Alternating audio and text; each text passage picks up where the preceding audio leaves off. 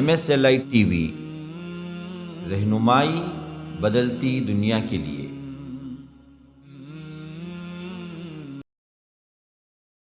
السلام علیکم ورحمۃ اللہ وبرکاتہ۔ ان الحمد للہ نحمده ونستعینه ونستغفره ونؤمن به ونتوکل علیہ ونعوذ باللہ من شرور انفسنا ومن سیئات اعمالنا، من يهده اللہ فلا مضل له ومن يضلل فلا هادی له، واشهد ان لا الہ الا اللہ وحدہ لا شریک له، واشهد ان محمدا عبده ورسوله اما بعد، فان خیر الحدیث کتاب اللہ، وخیر الهدی هدی محمد صلی اللہ علیہ وسلم، وشر الامور محدثاتها وكل محدثة بدعة وكل بدعة ضلالة وفي رواية وكل ضلالة في النار۔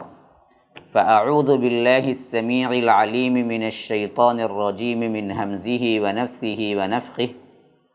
يا أيها الذين آمنوا لا تتخذوا آباءكم وإخوانكم أولياء إن استحبوا الكفر على الإيمان ومن يتولهم منكم فأولئك هم الظالمون۔ اللهم أرنا الحق حقا وارزقنا اتباعه وأرنا الباطل باطلا وارزقنا اجتنابه۔ اللهم علمنا ما ينفعنا وانفعنا بما علمتنا وارزقنا علما۔ رب اشرح لي صدري ويسر لي أمري واحلل عقدة من لساني يفقهوا قولي۔ اس اللہ کے نام سے ابتدا جس کے ناموں کی کوئی انتہا ہی نہیں۔ وَلَوْ أَنَّ مَا فِي الْأَرْضِ مِنْ شَجَرَةٍ أَقْلَامٌ وَالْبَحْرُ يَمُدُّهُ مِنْ بَعْدِهِ سَبْعَةُ أَبْحُرٍ مَا نَفِدَتْ كَلِمَاتُ اللَّهِ۔ اس ذات اقدس پر کروڑوں درود و سلام ہوں جو تمام جہانوں کے لیے رحمت للعالمین بن کے آئے تھے۔ اللہم صلی علی محمد وعلی آل محمد کما صلیت علی ابراہیم وعلی آل ابراہیم انک حمید مجید، وبارک علی محمد وعلی آل محمد کما بارکت علی ابراہیم وعلی آل ابراہیم انک حمید مجید۔ برادران اسلام، واجب الاحترام بزرگوں، دوستوں، عزیز ساتھیوں، لائق احترام ماؤں اور بہنوں، دورہ ترجمہ قرآن جو اللہ تبارک و تعالیٰ کے فضل و کرم سے ہفتہ واری طور پر MSLI لائیو ٹی وی کے ذریعے نشر ہو رہا ہے، اس میں آپ سب کا پرخلوص استقبال۔ ابھی جو آیت میں نے پڑھی یہ سورہ توبہ کی 23ویں آیت ہے، اور سورہ توبہ سورہ نمبر 9 ہے۔ گزشتہ کے درس میں ہم نے سورہ توبہ کے 22 آیات کا مطالعہ کر لیا تھا، جس میں شروع میں اللہ تبارک و تعالی نے ان کفار و مشرکین کے سلسلے میں گفتگو کیا جنہوں نے اللہ کے رسول صلی اللہ علیہ وسلم کے 18 سال کی محنت، اس کے باوجود بھی اسلام قبول نہیں کیا تھا، اور مکہ فتح ہو جانے کے باوجود بھی ابھی تک ان لوگوں نے اللہ کے رسول صلی اللہ علیہ وسلم کی اطاعت کو قبول نہیں کیا۔ تو انہیں فرمایا گیا کہ اب دراصل صرف 4 مہینے کی مہلت ہے، اس کے اندر اندر تمہیں اسلام قبول کرنا ہوگا یا جزیرۃ العرب کو چھوڑ دینا ہوگا۔ پھر ان لوگوں سے قتال کرنے پر اللہ تبارک و تعالی نے بتایا کہ کتنا اہم اور کتنا بڑا ثواب ہے۔ اصحاب رسول اللہ صلی اللہ علیہ وسلم کو اس معاملے میں ابھارا اور بتایا کہ یہ وہ وقت ہے جس میں کبھی بھی پیچھے نہیں رہنا ہے، بلکہ اللہ کے رسول صلی اللہ علیہ وسلم کے حکم پر لبیک کہتے ہوئے ان مشرکین مکہ کو جہاں بھی یہ 4 مہینے کے بعد پائے جائیں ان سے قتال کرو، بلکہ ان کو ائمۃ الکفر جو ہوں گے ان کا قتال کرو۔ اور اسی طرح آگے بڑھتے رہے تو اللہ تبارک و تعالی نے جنگ کے میدان سے جو عمدن یا یوں سمجھو کہ ڈر اور خوف کے مارے پیچھے بھاگتے ہیں، ان کی سزا اللہ تبارک و تعالیٰ کے نزدیک اس کا کتنا بڑا گناہ ہے۔ اور اسی طرح ڈٹ جانے پر رب العالمین ان کے لیے کتنا بڑا اجر عظیم تیار کر کے رکھا ہے۔ یہ تمام باتیں آ چکی ہیں۔ اب جو آیت میں نے تلاوت کی ہے یہ بھی دراصل اسی پس منظر میں کہ ایمان کے لیے سب کچھ چھوڑا جا سکتا ہے، لیکن کسی کے لیے خواہ وہ تمہارے بھائی باپ اور کتنے قریبی رشتہ دار کیوں نہ ہو، ایمان کو نہیں چھوڑا جا سکتا۔ اس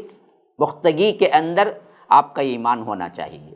تو وہاں سے اب خطاب ہو رہا ہے، اسی تسلسل اور تناظر میں آپ دیکھیے کہ فرمایا کہ یا ایھا الذین آمنوا، اے لوگو جو ایمان لائے ہو، لا تتخذوا آباءکم، دیکھو تمہارے باپوں کو نہ بناؤ، و اخوانکم، اور تمہارے بھائیوں کو، اولیاء، دوست، کب؟ ان استحبوا الکفر علی الایمان، وہ ترجیح دیں، وہ محبوب رکھیں کفر کو ایمان پر، ایمان کے مقابلے میں کفر ترجیح ہو جائے، کفر سے محبت کریں، اور یہ کرنے والا تمہارا باپ کیوں نہ ہو۔ باپ کا مطلب صرف باپ نہیں ہے، یہاں دونوں جنس ہے، باپ ماں کیوں نہ ہو۔ اسی طرح فرمایا کہ بھائی اخوانکم، تمہارے بھائی کیوں نہ ہو، بھائی کا مطلب صرف بھائی نہیں ہے، بھائی بہن کیوں نہ ہو۔ اگر وہ ترجیح دے رہے ہیں کفر کو ایمان کے مقابلے میں تو پھر ان کو دوست نہ بناؤ، تمہارے اندر ان سے کوئی تعلق نہیں ہونی چاہیے، کوئی دلی طور پر ان کی دوستی نہیں ہونی چاہیے، خواہ وہ تمہارے ماں باپ اور بھائی بہن کیوں نہ ہو۔ وَمَن يَتَوَلَّهُم مِّنكُمْ فَأُولَٰئِكَ هُمُ الظَّالِمُونَ، جو کوئی اس کو نہیں اپنائے گا، پیٹ پھیرے گا، روگردانی کرے گا، دوست بنائے گا، کافر ہیں لیکن میرے ماں باپ ہیں جی، کافر ہیں میرے بھائی بہن ہیں جی، تو دوست بنائے گا، تو اللہ تعالیٰ کہتا ہے کہ تم میں سے جو کوئی اس حکم کو نہیں مانیں گے، روگردانی کریں گے، اللہ کے حکم کے باوجود انہیں دلی دوست بنائیں گے، فرمایا فَأُولَٰئِكَ هُمُ الظَّالِمُونَ، ایسے ہی لوگ ہیں ظالم۔ آگے فرمایا کہ قل، اے اللہ کے رسول صلی اللہ علیہ وسلم کہہ دیجئے، ان کان آباؤکم، اگر خواہ وہ تمہارے باپ کیوں نہ ہو، اور اس میں مخالف جنس مائیں بھی شامل ہیں، وَأَبْنَاؤُکم، تمہارے بیٹے کیوں نہ ہوں، ساتھ میں بیٹیاں بھی شامل ہیں، وَإِخْوَانُکم، تمہارے بھائی کیوں نہ ہوں، بہنیں بھی شامل ہیں، وَأَزْوَاجُکم، تمہارے شوہر کیوں نہ ہوں، بیویاں بھی شامل ہیں، وَعَشِيرَتُکم، تمہارے رشتہ دار، اور وَأَمْوَالٌ اقْتَرَفْتُمُوهَا وَتِجَارَةٌ تَخْشَوْنَ کَسَادَهَا، فرمایا کہ وہ مال جو تم نے بڑی محنت سے اس کو کمایا ہے، وَتِجَارَةٌ تَخْشَوْنَ کَسَادَهَا، اور وہ مال، وہ تجارت، وہ بزنس جس کی کساد بازاری کا تمہیں خوف ہے، تمہیں جس کے گھاٹے کا بڑا خوف لگا رہتا ہے، وَمَسَاكِنُ تَرْضَوْنَهَا، اور وہ گھر جن کو تم بڑے پسند کرتے ہو یا پسند سے بنائے ہو، بنا کر بڑے محبوب پوری زندگی جی سے لگا کے رکھتے ہو، احب الیکم من اللہ ورسولہ وجہاد فی سبیلہ، اللہ تبارک و تعالی سے، اللہ تبارک و تعالی کے دین سے، اس کے رسول سے، جہاد سے افضل ہو جائیں، محبوب ہو جائیں، تو یاد رکھو فتربصوا، پھر تو انتظار کرو میرے عذاب کا، حتی یأتی اللہ بامرہ، یہاں تک کہ اللہ تبارک و تعالی اپنا امر فیصلہ سنا دے، واللہ لا یہدی القوم الفاسقین، اللہ تبارک و تعالی فاسقوں کو ہدایت نہیں دیا کرتا۔ یا رب، یہاں جو چھوٹی کی آیت آ گئی جو محبت، احب الیکم من اللہ، اللہ کی محبت سے، ورسولہ، رسول کی محبت سے، وجہاد فی سبیلہ، اور اللہ تبارک و تعالیٰ کے راہ میں جہاد کرنے سے زیادہ اگر یہ 8 چیزوں کی محبت تمہیں آ گئی، کون کون؟ تمہارے ماں باپ، تمہارے بیٹے بیٹیاں، تمہارے بھائی بہن، تمہاری بیویاں اور شوہر، اور تمہارا خاندان، اور وہ مال جو تم کمائے ہوئے ہو، اور وہ تجارت جس کی کساد بازاری کا ڈر ہے تمہیں، اور وہ مکانات جنہیں تم پسند کرتے ہو، یہ 8 چیزیں ہیں دنیا۔ یہ دنیا اگر محبوب ہو جائے اللہ اور اس کے رسول اور اللہ کے راہ میں جہاد کرنے سے زیادہ تم کو یہ دنیا محبوب ہو جائیں، تو یاد رکھو پھر تو انتظار کرو، اللہ تبارک و تعالی تمہیں عذاب بیچ کے کہیں نیست و نابود نہ کر دے، واللہ لا یہدی القوم الفاسقین، کہ اللہ تبارک و تعالی فاسق لوگوں کو ہدایت نہیں دیا کرتا۔ ان 2 آیات میں گزشتہ مضمون کا پورا خلاصہ بیان کر دیا گیا کہ دیکھو شرک سے اصل میں ایک ایمان والے بندے کو طبعی طور پر نفرت ہونی چاہیے، اور مشرک خاص طور پر وہ جو اللہ تبارک و تعالیٰ کا انکار اور کفر کو پسند کرتے ہوں، خواہ تمہارے بھائی بہن ماں باپ کیوں نہ ہو، انہیں چھوڑنے میں آپ کو تھوڑی سی بھی دقت نہیں ہونی چاہیے، ان کو دوست بنانے میں تمہیں تھوڑا سا بھی انٹرسٹ نہیں ہونا چاہیے، ان سے نفرت اور اس حساب سے ان کے ساتھ سلوک تمہارے لیے انتہائی ضروری ہے۔ وہ ایمان ظاہر ہوتا ہے اسی میں کہ کس حیثیت سے تم ایمان کو ترجیح دیتے ہو یا اپنے رشتہ داروں کو۔ اگلی آیت میں فرما دیا گیا کہ ایمان والوں کی نشانی یہ ہے کہ پوری دنیا سامنے آ جائے، اللہ سے محبت، اس کے رسول سے محبت اور جہاد سے محبت، یہی ان کے نزدیک سب سے زیادہ ہوگی۔ اگر اس کے برعکس ہوا تو وہ دراصل کیا ہیں؟ صحیح ایمان والے نہیں ہیں، وہ فاسق لوگ ہیں۔ اب ان دو آیتوں میں خلاصہ جڑ ایمان کی بیان کر کے، محبت کی بیان کر کے، آگے اللہ تبارک و تعالیٰ پھر انہیں حالات کے اعتبار سے جو ضرورت کی چیزیں تھیں، اس وقت جو پیش آ رہا تھا، جنگ حنین کا خاص طور پر معاملہ، کیونکہ فتح مکہ کے بعد جنگ حنین پیش آئی، تو اس سلسلے میں تبصرہ ہو رہا ہے کہ فرمایا کہ لقد نصرکم اللہ فی مواطن کثیرہ ویوم حنین اذ اعجبتکم کثرتکم فلم تغن عنکم شیئا وضاقت علیکم الارض بما رحبت ثم ولیتم مدبرین۔ اللہ تعالیٰ نے بہت سی جگہوں میں تمہاری مدد کی، غزوہ حنین کے دن بھی اللہ تبارک و تعالیٰ نے مدد کی، جب تمہاری کثرت نے تمہارے اندر ایک طرح کا غرور پیدا کر دیا تھا، ایک طرح کا یوں اترانا اور یہ اپنے تعداد پر فخر کرنا، اس طرح کا ایک عیب پیدا کر دیا تھا۔ اذ اعجبتکم کثرتکم، تمہیں تعجب میں ڈالا تھا۔ تو اللہ تبارک و تعالیٰ کہتا ہے کہ فلم تغنی عنکم شیئا، لیکن وہ تمہارے کسی کام نہ آئی، زمین اپنی کشادگی کے باوجود تم پر تنگ ہو گئی۔ فلم تغنی عنکم شیئا وضاقت علیکم الارض بما رحبت، دشمن کے مقابلے میں ایسا معاملہ بھی پیش آیا تمہیں غزوہ حنین میں، گویا کہ دشمن کے بالکل نرغے میں آ گئے، چوطرفہ ان لوگوں کی تیروں کی بارش جو تھی وہ مسلمانوں پر برس رہی تھی، باوجود جو کثرت کا ایک طرح کا کیا ہے غلبہ ہونے کا تصور پیدا ہوا تھا صحابہ کو، اللہ تبارک و تعالیٰ فرما رہا ہے کہ نہیں، اصل میں یہ چیز ہمارے لیے صحیح نہیں ہے، جس کی جڑ کاٹنے کے لیے اللہ تبارک و تعالیٰ نے تھوڑی سی وہ چیز بھی دکھائی جو خود رب العالمین کو ناپسند ہے، کیونکہ دشمنان اسلام ایک موقع ایسا بھی آیا حنین میں کہ وہ مسلمانوں پر غالب آ گئے۔ اسی واسطے اللہ کہتا ہے کہ باوجود زمین کشادہ ہونے کے تم پر تنگ ہو گئی تھی، اعجبتکم کثرتکم فلن تغنی عنکم شیئا وضاقت علیکم الارض بما رحبت ثم ولیتم مدبرین، پھر تم پیٹ پھیر کر بھاگ پڑے۔ اب یہ چیز دراصل کب ہوئی تھی؟ خاص طور پر اس کا تعلق 3 آیات سے ہے، اس آیت سے اور اس کے بعد کی آیت سے، پھر اس کے بعد کی آیت سے۔ تو یہ 3 آیت میں اللہ تبارک و تعالیٰ نے غزوہ حنین کا تبصرہ کیا ہے کہ موقع ایسا پیش آیا کہ دشمنان اسلام تم پر غالب آ گئے اور ساتھ میں تم پیٹ پھیر کے بھاگنے لگے۔ پھر ہوا کیا؟ ثم انزل اللہ سکینتہ علی رسولہ وعلی المؤمنین، پھر اللہ تبارک و تعالیٰ نے اپنے رسول اور مومنوں کو اپنی طرف سے سکینت عطا کی، اور وانزل جنودا لم تروہا، اور ایسے لشکر اتارے جن کو تم نہیں دیکھے، وعذب الذین کفروا، اور اللہ تبارک و تعالیٰ نے کافروں کو زبردست سزا دی، کیونکہ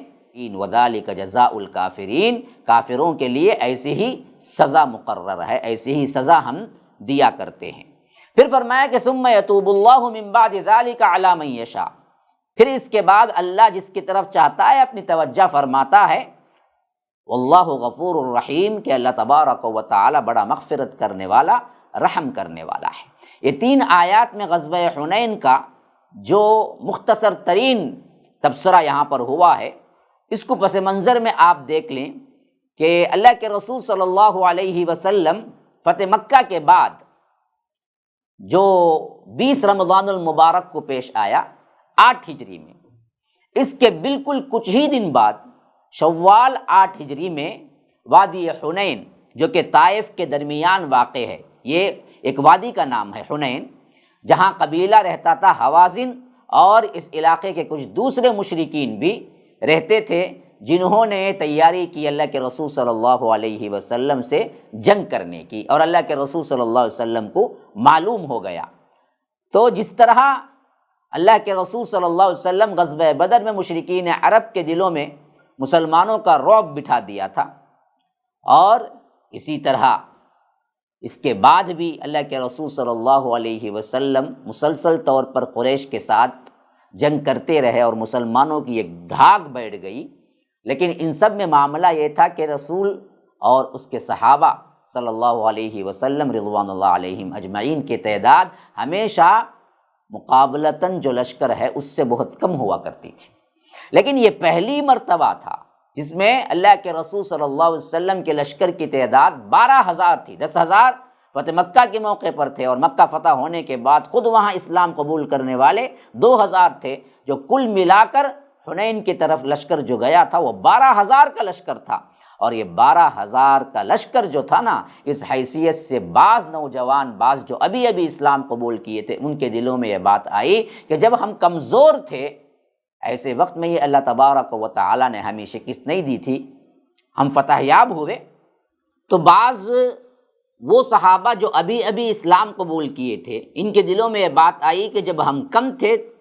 تبھی اللہ تبارک و تعالیٰ نے ہمیں شکست نہیں دی، اب تو ہم تعداد میں زیادہ ہیں تو ہمیں شکست کیسے ہو سکتی ہے؟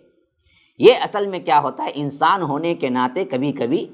شیطان دھوکے میں ڈال دیتا ہے۔ صحابہ کرام رضوان اللہ علیہم اجمعین یہ بھی انسان ہی تھے، تو ان میں سے بعض حضرات کے ذہنوں میں کبھی کبھار یہ بات آ جانا بعید از قیاس نہیں ہے۔ تو بہرکیف اس طرح کا معاملہ ہوا جو اللہ تبارک و تعالیٰ کو پسند نہیں آیا، تو اللہ تبارک و تعالیٰ نے ایسا موقع فراہم کیا کہ ایک موقع پر دشمن غالب آ گیا اور مسلمان ان کے تیروں کے زد میں آ گئے، حتیٰ کہ بہت سے مسلمان میدان چھوڑ کر چلے گئے، اور صرف اللہ کے رسول صلی اللہ علیہ وسلم کے ارد گرد روایتوں میں آتا ہے کہ 100 افراد ہی رہ گئے تھے 12,000 کے لشکر میں۔ اور اللہ کے رسول صلی اللہ علیہ وسلم نے اس وقت خطاب کر کے کہا کہ لوگو میں ادھر ہوں، ادھر آؤ، انا النبی لا کذب، دیکھو میں نبی ہوں، اس میں کوئی بھی جھوٹ نہیں ہے، اور میں عبد المطلب کا بیٹا ہوں۔ یہ کہہ کر اللہ کے رسول صلی اللہ علیہ وسلم نے ہمت بندھائی، پھر وہ لوگ پلٹے اور جم کر مقابلہ کیا، تو اللہ تبارک و تعالیٰ نے انہیں فتح سے نوازا، اور اللہ تبارک و تعالیٰ نے ان کی توبہ بھی قبول کی۔ یہی بات تھی جو ان 3 آیات میں اللہ تبارک و تعالیٰ نے فرمایا۔ پھر اس کے بعد اب بات آ رہی ہے خاص طور پر اس خطبے کی طرف جس میں اللہ کے رسول صلی اللہ علیہ وسلم نے مکہ فتح ہونے کے بعد 9 ہجری کے قریب جب حج کا زمانہ آیا اور صدیق اکبر کو امیر حج بنا کے بھیج بھی چکے تھے، لیکن اس کے بعد حضرت علی کو وہ خاص آیات دے کر بھیجا جو وہ بھی نازل ہوئی تھی، جس میں فرما دیا گیا کہ مشرکین ناپاک ہیں، اس کے بعد وہ مسجد حرام میں داخل نہ ہوں۔ ان آیات کا سلسلہ شروع ہو رہا ہے۔ فرمایا کہ یا ایھا الذین آمنوا انما المشرکون نجس فلا يقربوا المسجد الحرام بعد عامهم هذا وان خفتم عیلة فسوف یغنیکم اللہ من فضلہ ان شاء ان اللہ علیم حکیم، کہ فرمایا کہ اے ایمان والو، بلا شبہ مشرکین ناپاک ہوتے ہیں، اس لیے اس سال کے بعد وہ مسجد حرام کے قریب بھی نہ آئیں، اور اگر تمہیں محتاجی کا ڈر ہے تو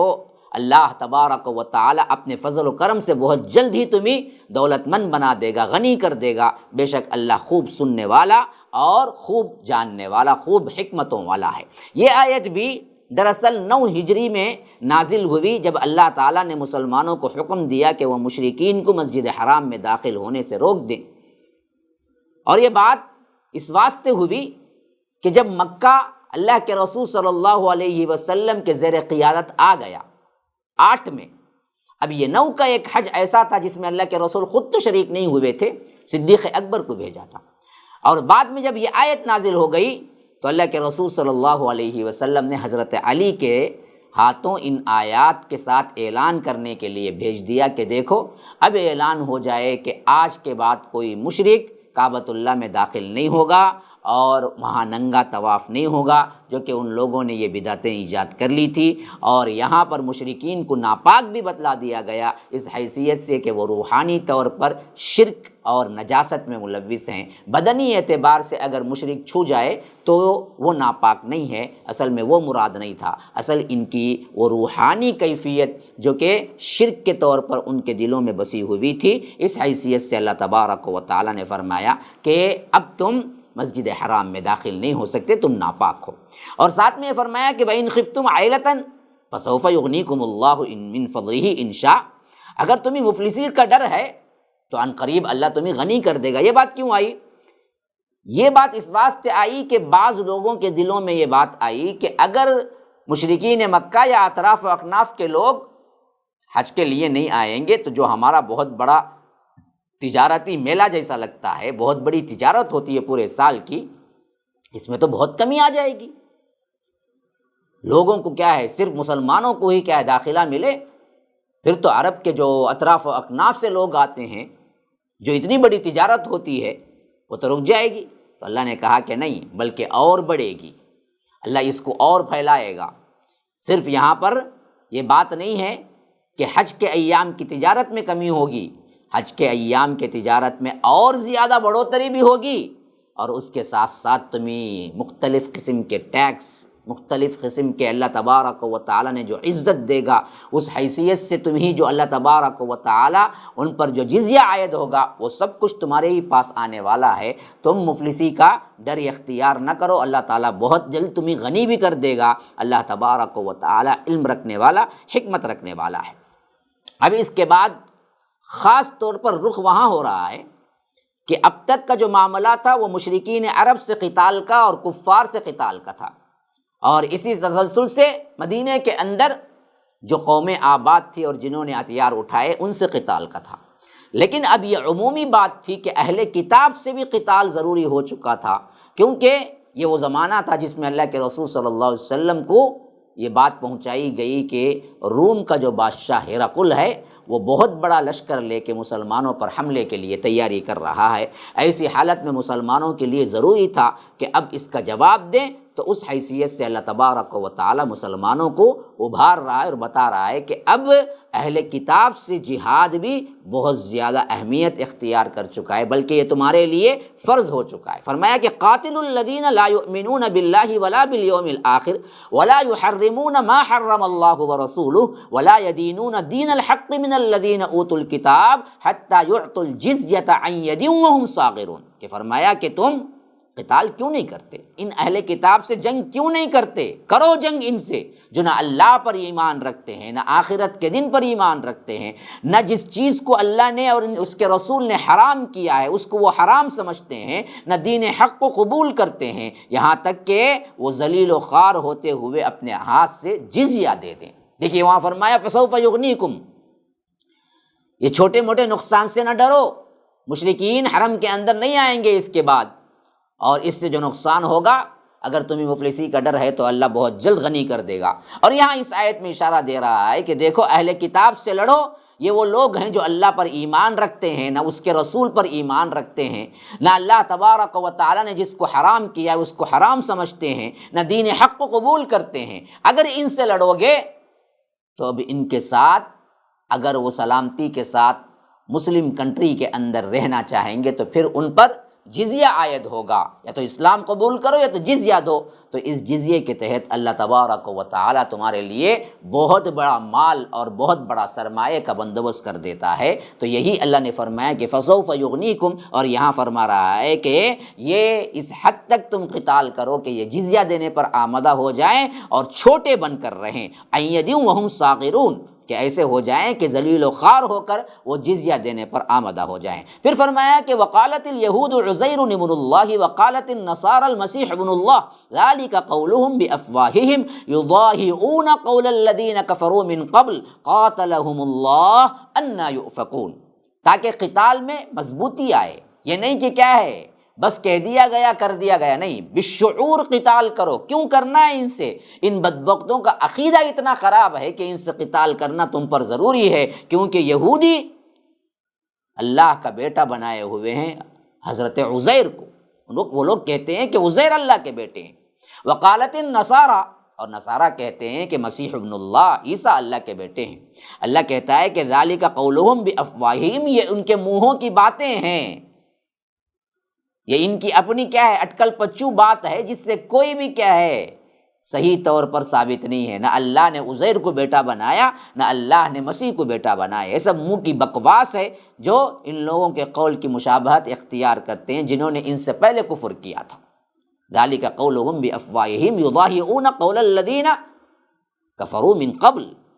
جیسے پچھلے مشرکین، پچھلے فرقے گمراہ ہو کر جس طرح اپنے اپنے بے سند باتیں بنا لیے، اسی طرح ان بدبختوں نے بھی کیا ہے ان کی پیروی میں یہ باتیں بنا لیے ہیں، مشابہت اختیار کر لی ہے۔ حقیقت نہ عزیر اللہ کے بیٹے ہیں، نہ عیسیٰ اللہ کے بیٹے ہیں۔ قاتلہم اللہ، اللہ کی مار ان پر، انا یؤفکون، یہ کہاں سے پھیرے جاتے ہیں۔ اتنا سب کچھ دیکھ لینے کے باوجود بھی شرک پہ کیسے اندھے منہ گرتے چلے جاتے ہیں۔ یہ ہے ان کا عقیدہ۔ اللہ کے رسول صلی اللہ علیہ وسلم تمہیں کہ اب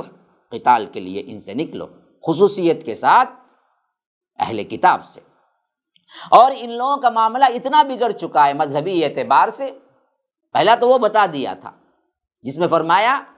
کہ یہ لوگ نہ اللہ پر ایمان لاتے ہیں، نہ رسول پر، نہ دین حق کو قبول کرتے ہیں۔ تو ایسے سے کیا کرنا ہے تمہیں؟ لڑنا ہے۔ جنہوں نے اللہ کا بیٹا بنا کر حضرت عزیر کو اور حضرت عیسیٰ مسیح کو بنا دیا تھا، تو ساتھ میں ان کے حالات، ان کے علماء، ان کے زہاد کس بیماری میں مبتلا ہو چکے ہیں اور عوام اندھی پیروکار بن چکی ہے۔ فرمایا کہ اتخذوا احبارهم ورهبانهم اربابا من دون اللہ والمسیح ابن مریم وما امروا الا لیعبدوا الہا واحدا لا الہ الا هو سبحانہ عما یشرکون۔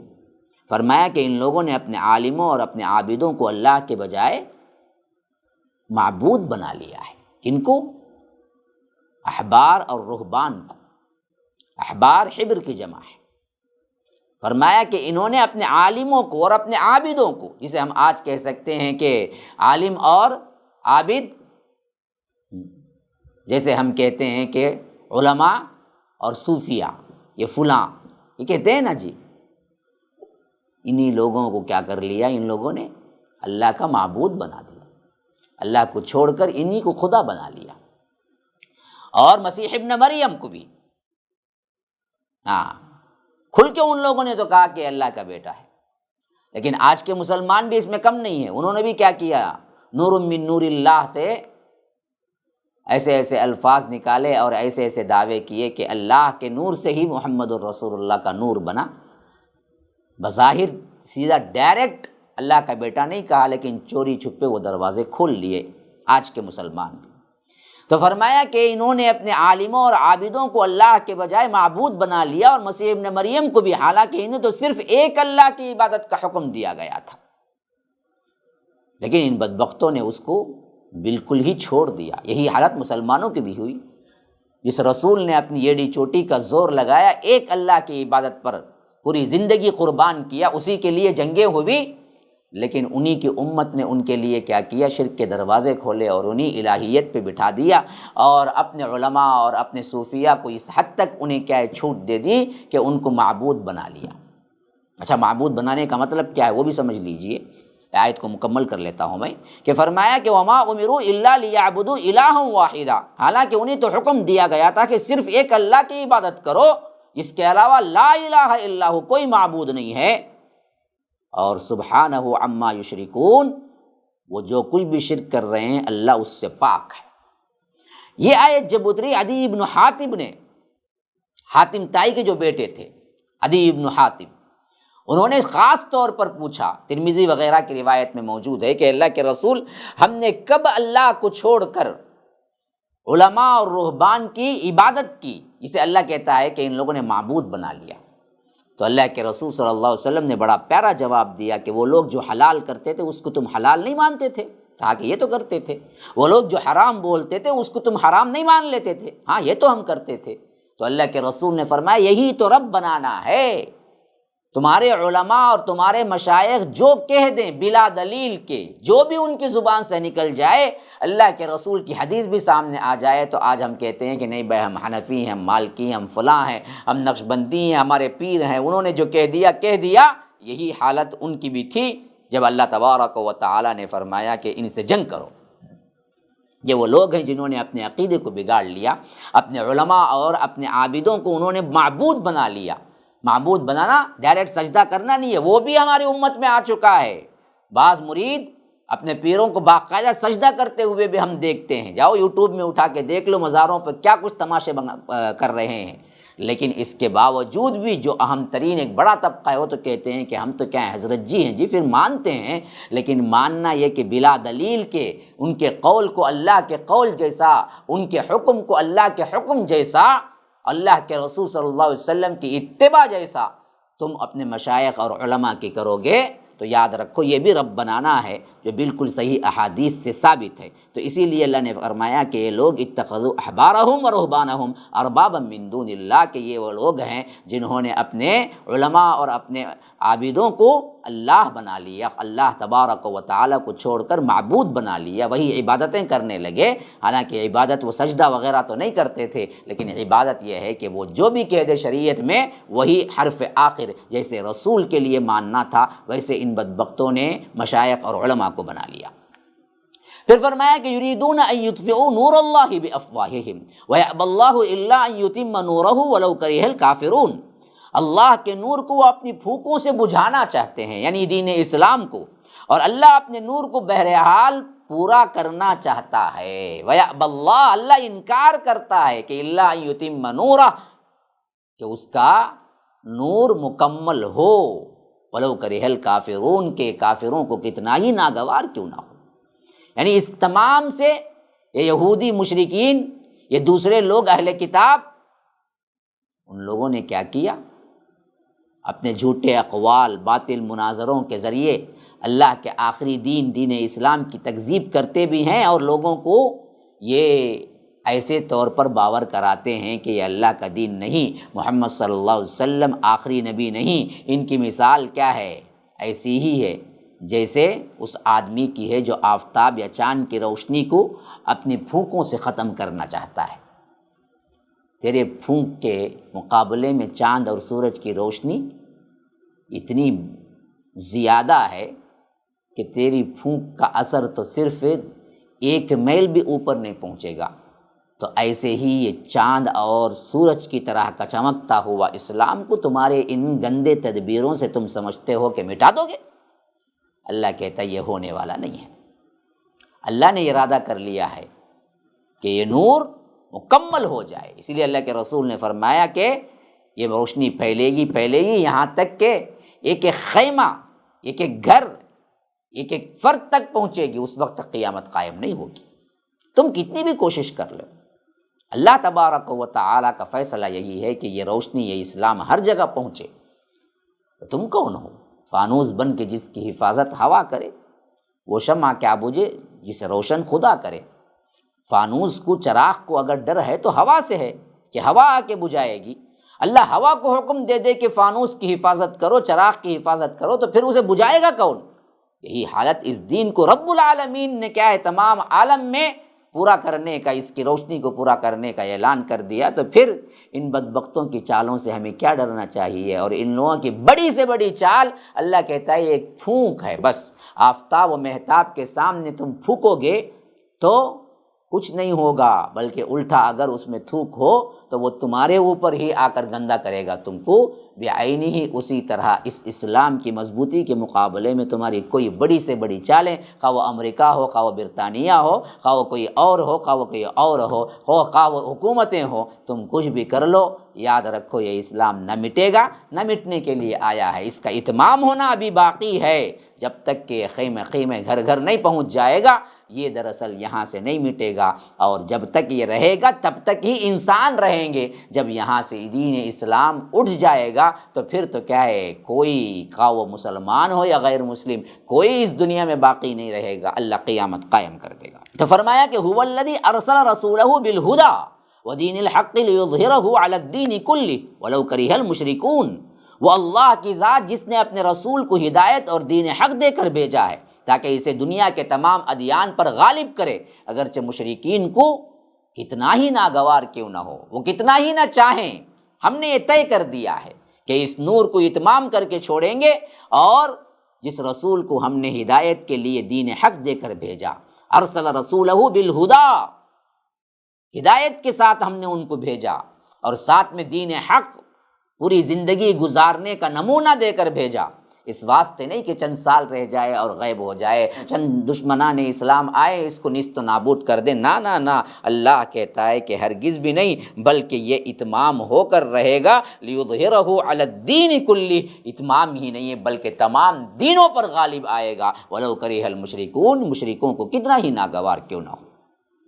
اب پھر بات تسلسل سے وہیں آ رہی ہے جو یہود و نصارہ کے بگاڑ اور ان کے عوام اور علماء کے بگاڑ کا معاملہ تھا۔ فرمایا کہ ایک ان کا بگاڑ یہ بھی تھا کہ یا ایھا الذین آمنوا، اے لوگو جو ایمان لائے ہو، ان کثیرا من الاحبار والرہبان لیأکلون اموال الناس بالباطل ویصدون عن سبیل اللہ والذین یکمزون الذہب والفضة ولا ينفقونها فی سبیل اللہ فبشرہم بعذاب علیم، کہ فرمایا کہ اے لوگو جو ایمان لائے ہو، بہت سے علماء اور بہت سے گرجوں کے پجاری لوگ مال ناجائز کھاتے ہیں اور اللہ کے راستے سے روکتے ہیں، جو اللہ کے لیے دیے جاتے ہیں مال، ان کو اعتماد کر کے یہ ظلماً کھا جاتے ہیں۔ بہت سے علماء اور بہت سے وہ لوگ جو دراصل گرجوں کے اندر پجاری بنے بیٹھے ہیں، یہی حالت آج درگاہوں کے اندر پجاری بنے بیٹھے ہیں، جو منت اور نظر کے نام سے لوگ جا جا کے وہاں پر ڈالتے ہیں ہنڈیوں میں، کیا سمجھتے ہیں کہ نیچے جو بزرگ پڑے ہوئے ہیں رات میں آ کے پوری ہنڈی خالی کر کے نکل کے چلے جاتے ہیں، لیج کے قبر کے اندر دفنا لیتے ہیں؟ نا، ان کو تو پتہ بھی نہیں ہے اوپر کیا چل رہا ہے۔ یہ جو مجاور بیٹھے ہوئے ہیں نا، ان کا پیٹ بھرتے ہیں سب کے سب۔ تو یہی حالت ان کی بھی بگاڑ کی تھی کہ ان لوگوں نے بھی کیا کیا تھا، بہت سے علماء ان کے بھی یہ ہو چکے تھے کہ دنیا دار بن چکے تھے، اور بہت سے عابد بھی یہی تھے کہ جو ناجائز طریقے سے لوگوں کا مال کھا رہے تھے۔ صرف مال نہیں کھاتے تھے، الٹا یہ مال کھانا کہیں لوگوں پر ظاہر نہ ہو جائے اس واسطے اللہ کے راستے سے روکتے بھی تھے۔ نبی امی بالکل برحق بن کے آئے تھے، لیکن یہ بدبخت کہتے تھے کہ یہ وہ نبی نہیں ہے جو تورات میں نشانیاں ہیں، بلکہ یہ وہ نبی نہیں ہے، اس واسطے تم ان کی پیروی نہ کرو، وہ نبی اور ہیں، کوئی وہ آنے والے ہیں، یہ تو جھوٹے نبی ہیں۔ صرف اس واسطے کہ اگر یہ اللہ کے رسول صلی اللہ علیہ وسلم کی پیروی کریں گے تو ان کے نذرانے بند ہو جائیں گے، ان کے جو جیب بھرتے ہیں ناجائز طریقوں سے وہ بند ہو جائیں گے۔ بے نہیں، آج بھی وہی کچھ ہو رہا ہے دین کے ساتھ۔ تو فرمایا کہ جو لوگ سونا چاندی جمع کرتے ہیں اور اسے اللہ کی راہ میں خرچ نہیں کرتے، والذین یکمزون الذہب والفضہ ولا ينفقونها فی سبیل اللہ فبشرہم بعذاب علیم، کہ انہیں دردناک عذاب کی خوشخبری دے دیجیے۔ یعنی خاص طور پر ان علماء کو بھی اور ان لوگوں کو بھی جو مال غیر ناحق طریقے سے لوگوں سے ظلماً لے کے کھاتے ہیں، اور ساتھ میں جو مال جمع کرتے ہیں اس مال کی زکوٰۃ بھی نہیں دیتے۔ یہاں عوام بھی آ گئی۔ اوپر فرمایا کہ ان کثیرا من الاحبار والرہبان، بہت سے علماء اور درویش لوگوں کا مال باطل طریقے سے کھاتے ہیں، نظر و نیاز کے چکر میں لوگوں کو ڈال کر، معاف کروانے کے چکر میں لوگوں کو پھنسا کر ان کا مال لوٹ کے کھاتے ہیں، یا اللہ کے لیے جو دیتے ہیں اللہ کے نام پر لینے کے بعد اپنے لیے استعمال کرتے ہیں، اور ساتھ میں فرمایا کہ اللہ کے راستے سے بھی روکتے ہیں۔ یہ تو ان علماء کا کام رہا، یہ وہ لوگ رہے جو سب سے بدترین لوگ تھے معاشرے میں، لیکن بتاتے سب سے بہترین۔ اور یہ حالت ہمارے اندر بھی آج بدرجہ اتم موجود ہے۔ اور عام لوگ جو جمع کر کر کے رکھتے تھے، بخیل، ان کا حال کیا تھا کہ وہ جمع تو کرتے تھے لیکن اللہ کی راہ میں زکوٰۃ نہیں دیتے تھے۔ خاص کر اس آیت سے صحابہ اتنے ڈر گئے کہ اللہ کے رسول صلی اللہ علیہ وسلم کے پاس سوال کرنے کے لیے پہنچنے لگے۔ تو حضرت عمر نے فرمایا کہ میں انشاءاللہ اس سوال کو پوچھوں گا اور آپ سب کی پریشانی کو دور کروں گا۔ پھر پوچھا کہ اللہ کے رسول کیا ہم مال جمع ہی نہیں کر سکتے؟ جو بھی مال جمع کرے گا اللہ تبارک و تعالی اسے درد دینے والا عذاب دے گا۔ تو پھر اللہ کے رسول صلی اللہ علیہ وسلم نے خلاصہ کیا کہ نہیں، صرف اس کے لیے ہے یہ جو زکوٰۃ نہیں دیتا، جو مال جمع کرتا ہے اس مال کی زکوٰۃ نہیں دیتا، تو پھر اللہ تبارک و تعالی اس کو دردناک عذاب دے گا۔ عذاب کی شکل کیا ہوگی؟ یوم یحمى علیہا فی نار جہنم فتقوی بہا جباہہم وجنوبہم وظہورہم ھذا ما کنزتم لانفسکم فذوقوا ما کنتم تکنزون، کہ فرمایا کہ دیکھو جس دن اسے جہنم کی آگ میں گرم کیا جائے گا اس مال کو، پھر اس کے ذریعے ان کی پیشانی کو، ان کے پہلوؤں کو، ان کے پیٹھوں کو داغا جائے گا اور ان سے کہا جائے گا یہی ہے وہ مال جو تم نے اپنے لیے جمع کیا تھا، تو اب چکھو اس کا مزہ جو تم نے جمع کیا تھا، جو جمع کر کر کے رکھتے تھے۔ یاد رکھو یہ ہے وہ چیز جو سمجھنے کی ہے۔ جو مالدار لوگ ہیں جو زکوٰۃ نہیں نکالتے ہیں اور سمجھتے ہیں کہ اس کی پوچھ نہیں ہوگی، یہی مال اصل میں کل جہنم میں آگ میں گرم کر کے تپایا جائے گا،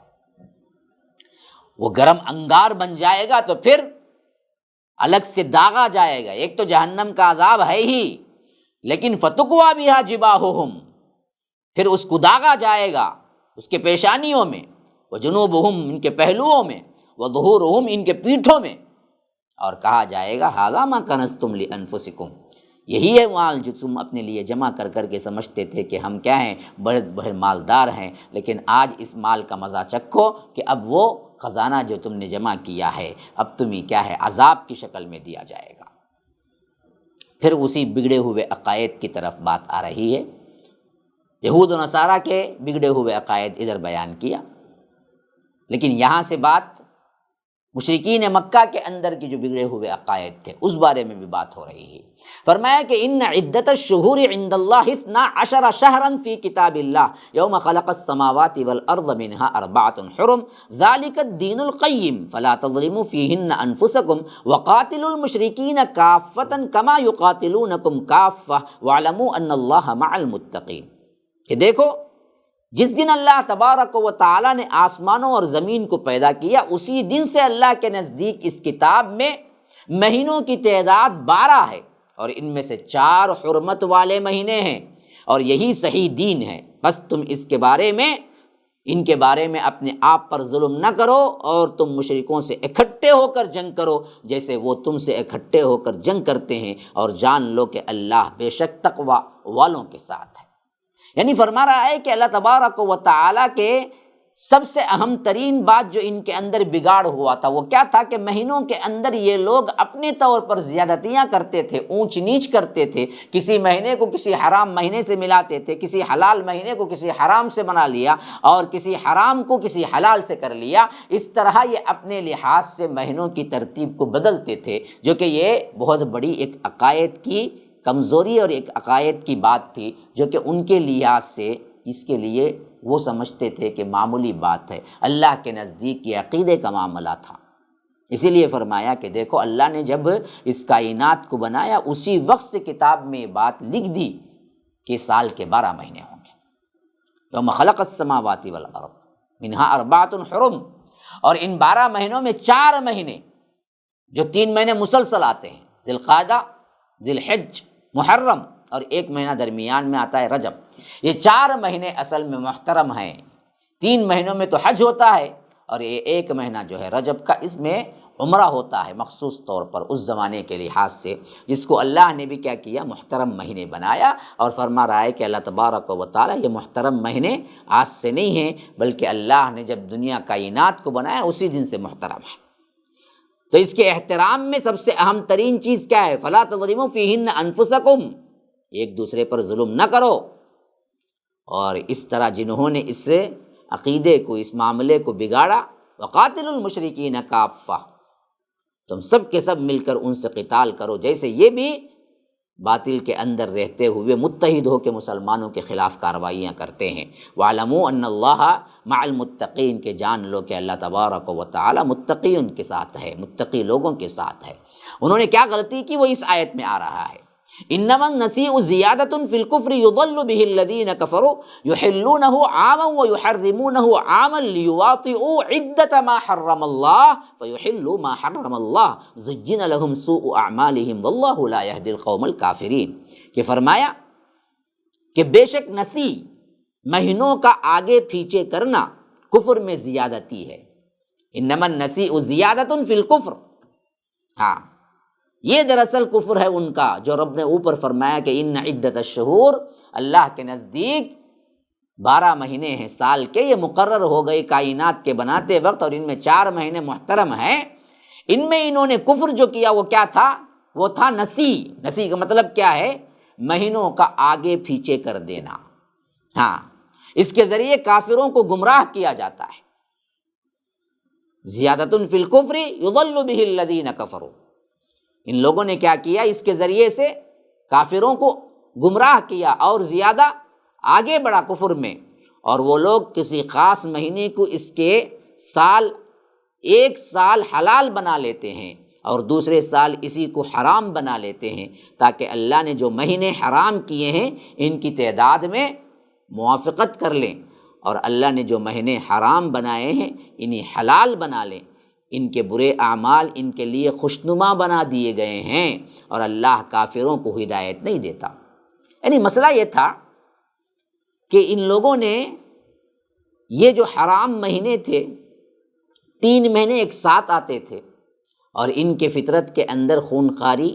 ظلم، زیادتی اس حد تک رچ بس گئی تھی کہ 3 مہینے قتل و غارت گری کے بغیر وہ خاموشی سے گھر نہیں بیٹھ سکتے تھے۔ تو انہوں نے کیا کیا کہ ان 3 مہینوں میں 2 مہینے تو بنا لیا، اور محرم کو کہا کہ بھائی اس سال محرم، یہ جو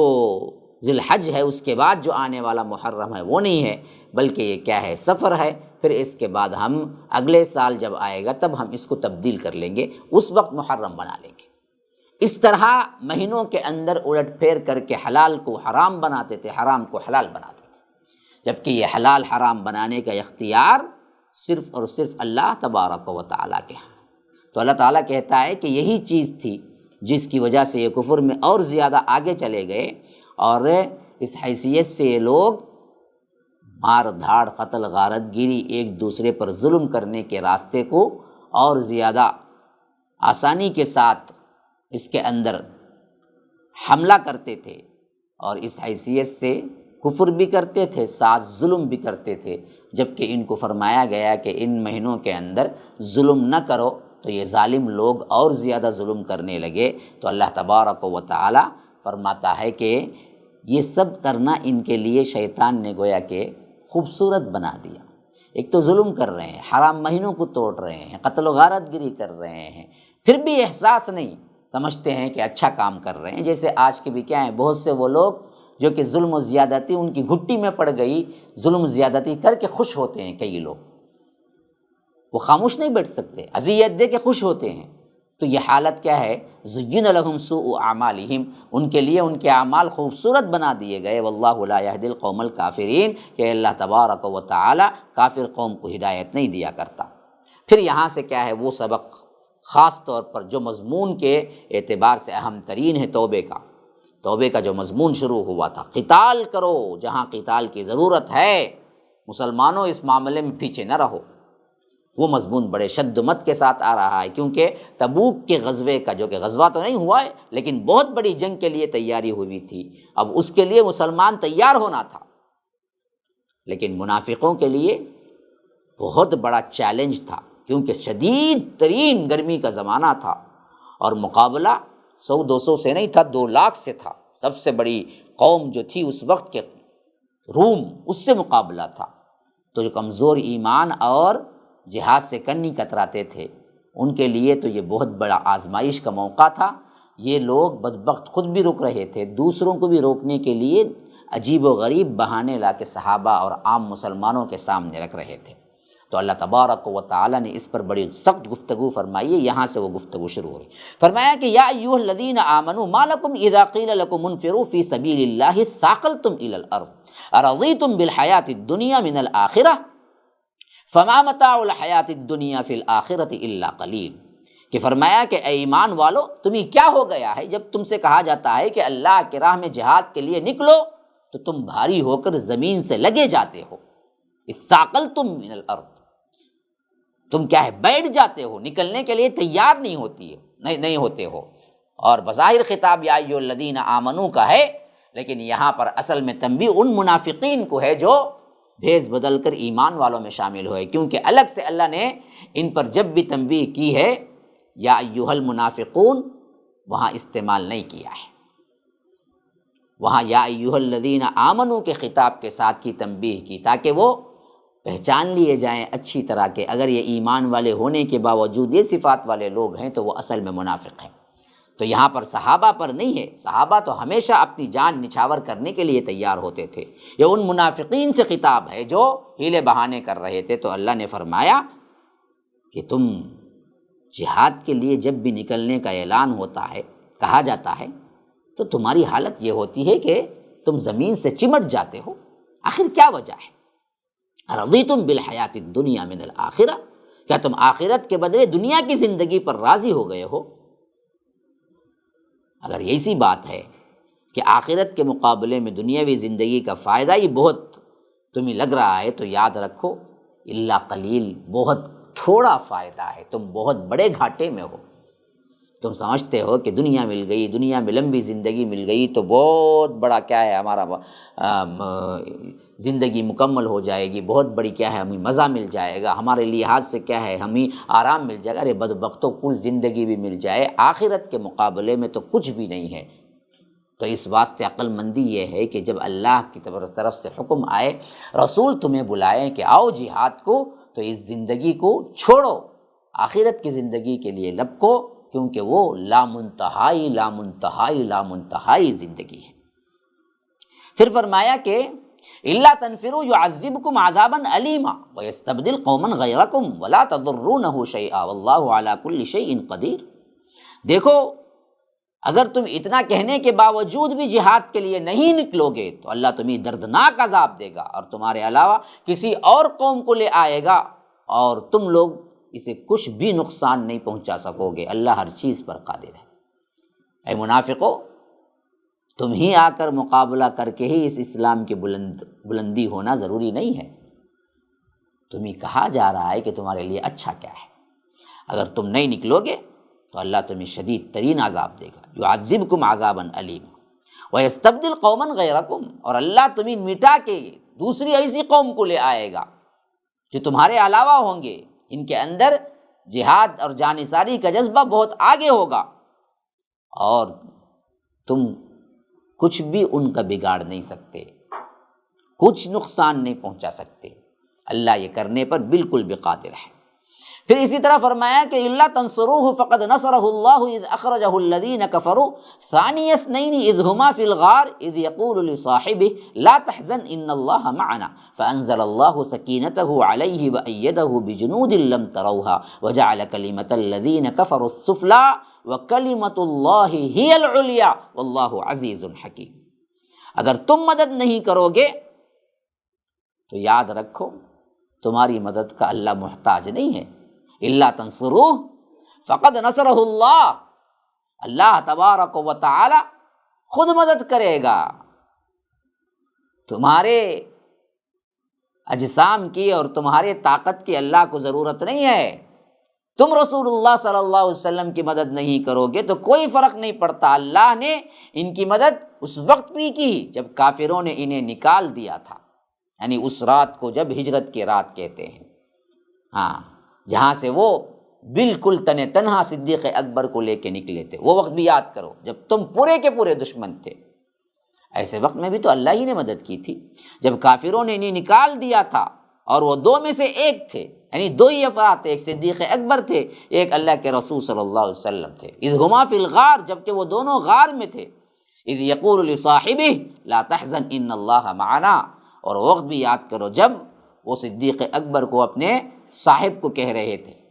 جب انہوں نے دیکھا کہ مشرکین مکہ ڈھونڈتے ڈھونڈتے ڈھونڈتے غار کے سرانے پہ پہنچ گئے ہیں۔ روایتوں میں آتا ہے کہ صدیق اکبر نے کہا اللہ کے رسول صلی اللہ علیہ وسلم سے کہ اللہ کے رسول، اگر وہ صرف اپنے چہرے کو نیچے کر لیں گے، نظریں نیچے کر لیں گے تو ہم کو دیکھ لیں گے۔ تو ایسے وقت میں اللہ کے رسول صلی اللہ علیہ وسلم کہہ رہے تھے لا تحزن ان اللہ معنا، غم نہ کرو، اللہ تبارک و تعالی ہمارے ساتھ ہے۔ تو اللہ کہتا ہے فانزل اللہ سکینتہ علیہ، تو اللہ نے انہیں اپنی طرف سے سکینت نازل کی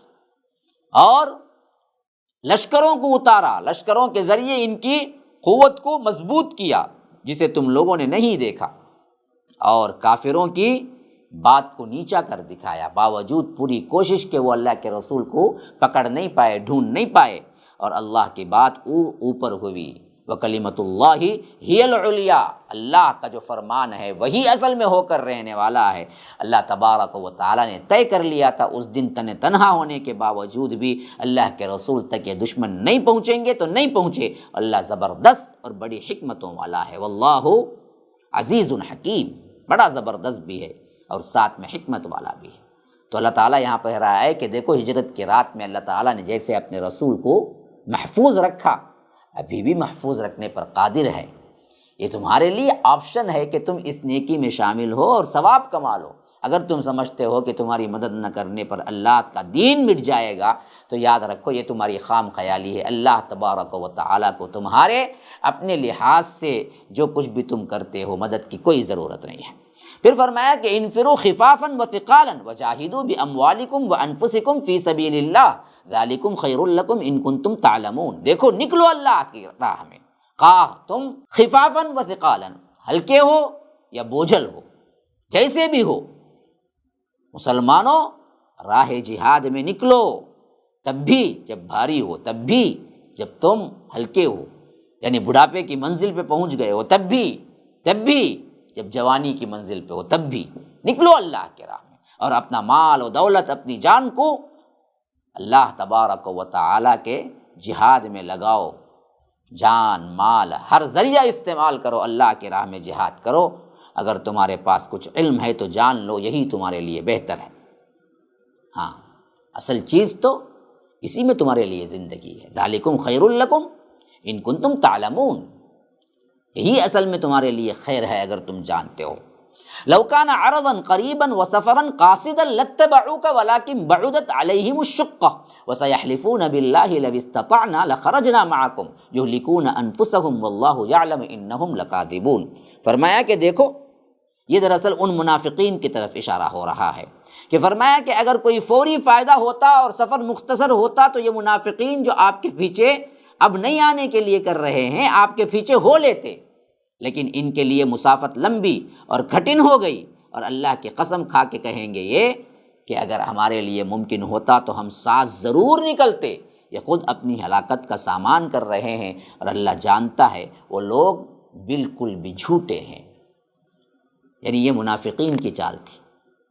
وہ آ کے کہتے تھے اللہ کے رسول صلی اللہ علیہ وسلم سے کہ اللہ کے رسول اگر معاملہ ہمارے بس میں ہوتا، قسمیں کھا کے کہتے تھے اگر ہمارے استطاعت کے اندر ہوتا تو ہم ضرور تبوک کے لیے نکل جاتے، کیونکہ ایک تو لمبا سفر تھا اور مقابلہ روم سے تھا، اور یہاں پر کھجور پکے ہوئے تھے بالکل۔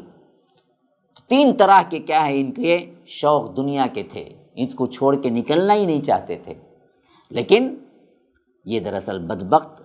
ان بہانے کے بنانے کے بجائے آ کے کہتے تھے ہماری استطاعت میں نہیں ہے، اگر ہوتا تو ہم ضرور نکلتے، ہم آپ کے ساتھ ہوتے، جھوٹ بولتے تھے۔ اللہ تعالیٰ کہتا ہے کہ اصل معاملہ یہ نہیں تھا، اگر یہ دور کا سفر جو ہے وہ مختصر ہوتا، لو کان عرضا قریبا وسفرا قاصدا، اور سفر مختصر ہوتا، فوری فائدہ بھی ملنے کا کیا ہے اندیشہ ہوتا، چھوٹا لشکر ہے، غنیمت ملنے کا اندیشہ ہوتا، اور جانے کا راستہ مختصر ہوتا تو یہ ضرور بھی ضرور بغیر کوئی عذر کے اللہ کے رسول کے ساتھ سفر میں آ جاتے، لیکن یہ جان لیے سفر لمبا ہے، دشمن بہت زبردست بہادر ہے، روم سے لڑنا ہے، اور یہ لمبی مسافت ہے، اور یہ کٹھن مرحلہ ہے بہت بڑا، تو یہاں سے پاس ہونا تو صرف اہل ایمان کا کام ہے نا جی، بڑے دل گردے کا کام ہے نا۔ تو یہ آ کے کیا کرنے لگے، قسمیں کھانے لگے اللہ کے رسول سے، اور کہنے لگے کہ اگر ہماری استطاعت میں ہوتا تو ہم ضرور نکلتے آپ کے ساتھ۔ اللہ تعالیٰ کہہ رہا ہے کہ یہلکون انفسکم، یہ دراصل اپنے ہی آپ کو کیا ہے ہلاک کر رہے ہیں کہہ کے۔ واللہ یعلم انہم لکاذبون، کہ اللہ تعالیٰ جانتا ہے کہ یہ لوگ جھوٹ بول رہے ہیں۔ یہاں تک معاملہ وہ ہو گیا جہاں یہ منافقین کی کارکردگیاں اس طرح کے جھوٹ موٹ کہہ کے ان لوگوں نے کیا کیا، جنگ سے رک گئے اور اللہ کے رسول تبوک کے لیے نکل گئے۔ لیکن تبوک میں نکلنے کے بعد ان بدبختوں نے کیا کیا، اور پھر اللہ کے رسول صلی اللہ علیہ وسلم نے ان لوگوں نے جب بھی ایکسکیوز پوچھا اللہ کے رسول اپنے رحم کرم اخلاق کی وجہ سے ان کو ایکسکیوز دیا، جس کو رب نے بھی اصل میں ایک پیاری تنبیہ کے ساتھ فرمایا کہ ایسا نہیں کرنا چاہیے۔ یہ تمام مرحلہ انشاءاللہ اگلے درس میں آئے گا، تب تک کے لیے اجازت دیجیے۔ ھذا وباللہ التوفیق وصلی اللہ وسلم علی نبینا محمد۔ اسأل اللہ لی ولکم ولسائر المسلمین من کل ذنب فاستغفروہ انہ هو الغفور الرحیم۔ والسلام علیکم ورحمۃ اللہ وبرکاتہ۔